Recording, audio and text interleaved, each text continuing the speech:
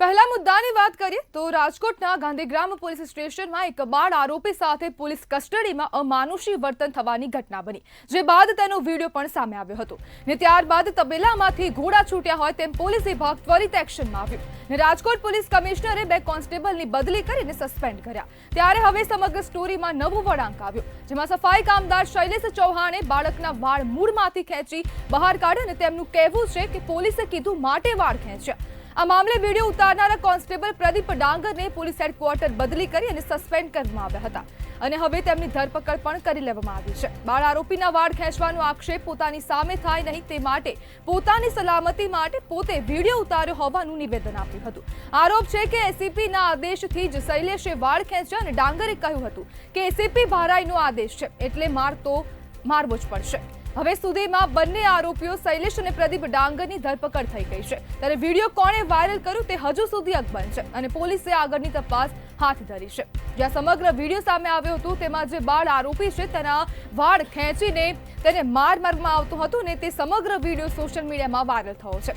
તે સફાઈ કામદારે આરોપીના વાળ ખેંચી કાઢ્યા તે કેટલું યોગ્ય છે તેને લઈને પણ અનેક પ્રશ્નો અહીં ઊભા થઈ રહ્યા છે।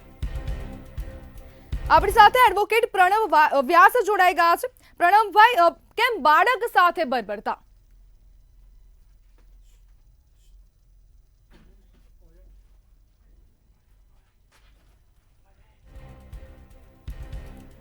ત્યારે પ્રશ્ન તંત્રને થઈ રહ્યા છે।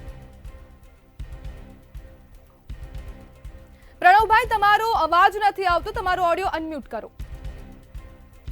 રાજા રજવાડા થઈ ચૂક્યા છે અને રાજાશાહીમાં નીચેના જે સૈનિકો હતા એનું એક કામ હતું કે સૈનિકોએ રાજા પાસે આવી અને જે કઈ પણ સજા દેવાની હોય, ચોર હોય, લૂંટેર હોય, કોઈ પણ હોય, એને સજા દેવી હોય તો એ રાજાનું કામ હતું। ત્યારે રાજા સજા આપતા અને એ લોકો સ્વીકારી લેતા। હવે એ જ પ્રથા ચાલુ છે અત્યારે, પણ સામે રાજા છે એ પોલીસ ખુદ જે અમલદારો છે એ ખુદ રાજા થવા માંડ્યા છે અને પોતે જે યોગ્ય લાગે એ સજા દેવા લાગ્યા છે। બનાવ એવો છે બેન કે છોકરાની ઉંમર છે 17 વર્ષ। 17 વર્ષ એટલે માઇનોરમાં ગણાય।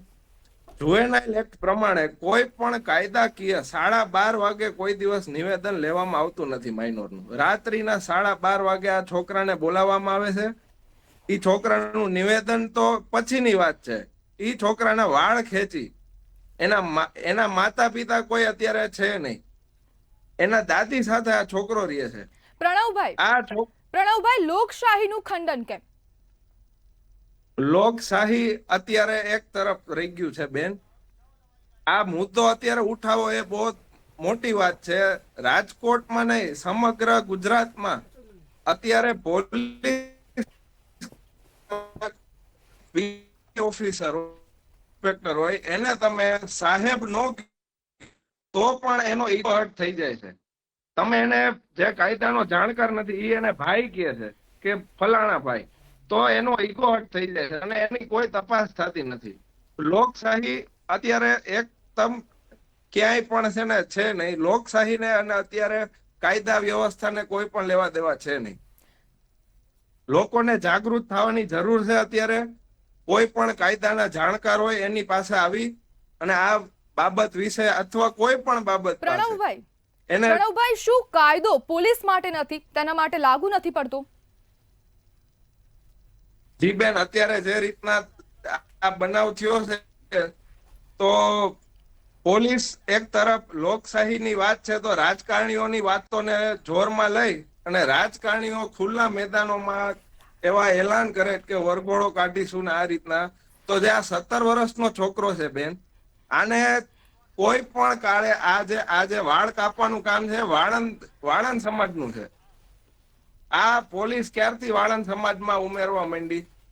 પેલા તો એ પ્રશ્ન છે। તો શું વાળંદ સમાજ હવે આપણી દેખરેખ કરશે? પ્રણવભાઈ, આ વાળંદ સમાજ થોડી હતો, આ તો પેલો પટાવાળો હતો, સફાઈ કામદાર હતો। એ જ વાત છે બેન કે લોકશાહીમાં હંમેશા એક ને પોતાની જવાબદારી આપી છે। આપ શ્રી મીડિયામાં છો, આપને પણ એક જવાબદારી છે કે જે પણ ન્યાયની વાત આવે ત્યારે ખુલાસો કરવો જરૂરી છે।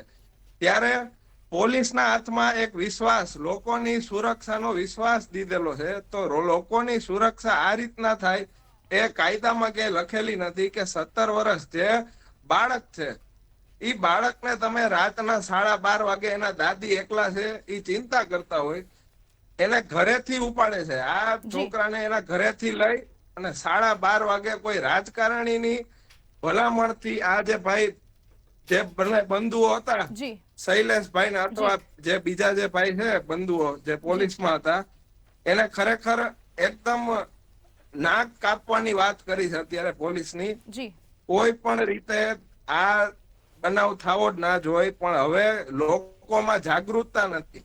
લોકો જો જાગૃત થશે તો આ બનાવ ઓછા થશે. જી જે કાયદાને જાણકાર છે એ લોકો હંમેશા પોલીસ પાસે જઈ અને પોલીસ વિરુદ્ધ ફરિયાદ કરવા જાય છે, ત્યારે પોલીસ એની ફરિયાદ લેતી નથી બેન.